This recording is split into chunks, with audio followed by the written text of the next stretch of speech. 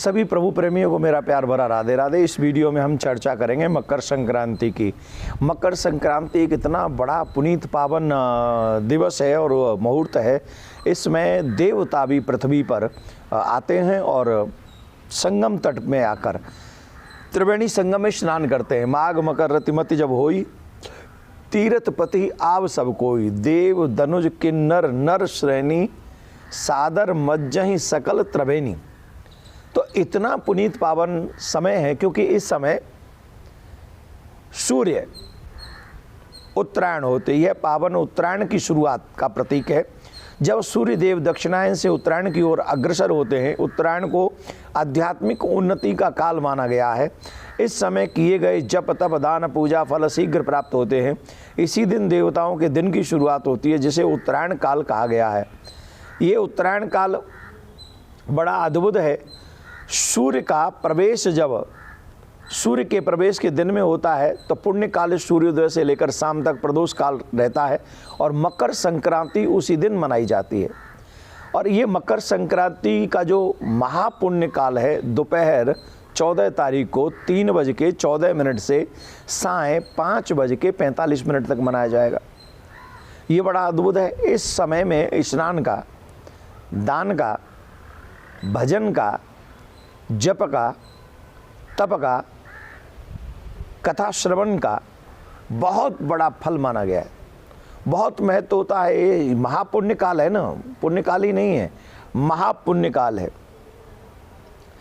मकर संक्रांति के दिन ब्रह्म मुहूर्त में उठकर काले तिल और गंगा जल मिलाकर स्नान करना चाहिए। यदि संभव हो तो पवित्र नदियों में स्नान करना चाहिए और फिर स्नान करने के बाद उसे बहुत बड़ा फल मिलता है। इसके बाद भगवान सूर्य की पूजा, विधिवत पूजा करनी चाहिए, अर्चना करनी चाहिए, सूर्य को जल चढ़ाना चाहिए, वस्त्र इत्यादि अर्पण करने चाहिए।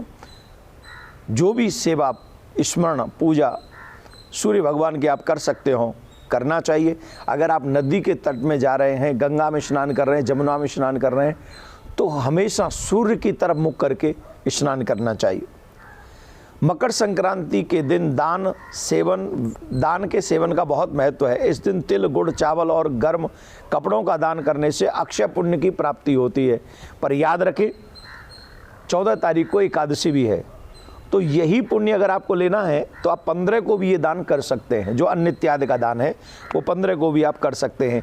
पीपल के पूजा, मकर संक्रांति के अवसर पर पीपल के पेड़ की पूजा बहुत शुभ मानी जाती है। पीपल के पेड़ के पास देसी घी का दीपक जलाएं और फिर एक कच्चा धागा या कच्चा सूत या कलावा लेकर उसमें बांधें, मौली इत्यादि उसमें लपेटे। इस दौरान अपने पूर्वजों को याद करते हुए उनके लिए भी तिल, चावल आदि दान करें। ऐसा करने से पितृ प्रसन्न होते हैं। ध्यान रखिए, कई चीज़ें हमारे जीवन में जो नेगेटिव होती हैं, काम का न चलना, क्लेश होना, हमारे बच्चों को हमारे विपरीत चले जाना, ये सब पितरों के क्रोध के कारण से भी होते हैं।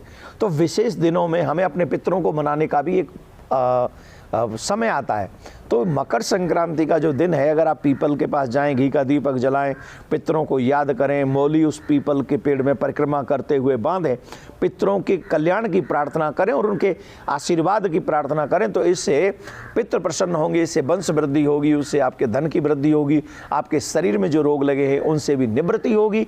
तो मकर संक्रांति का दिन बहुत बहुत बहुत बड़ा है, बहुत शुभ है। इस दिन बढ़ चढ़कर सत्कर्म करें और अपने पितृ और भगवान को मनाने का प्रयास करें। इस दिन विशेष तौर पर गाय को हरा चारा अवश्य खिलाना चाहिए। कहते हैं इससे चंद्र ग्रह और सूर्य ग्रह एकदम कंट्रोल में आ जाती है, और जब ये दोनों ग्रह कंट्रोल में आ जाती है तो मन भी सुखी रहता है और घर में धन की भी कोई कमी नहीं रहती है। आप मकर संक्रांति पे ये पुण्य कार्य करें। आपको बहुत बहुत शुभकामनाएं। प्रिया कांजू आपकी प्रत्येक मनोकामना पूर्ण करे, आपके बच्चों को संस्कारी बनाए, प्रिया कांजू आपके बच्चों को भगवत भक्त भी बनाए, ऐसी प्रार्थना करते हुए मकर संक्रांति की आपको बहुत बहुत शुभकामनाएं। राधे राधे।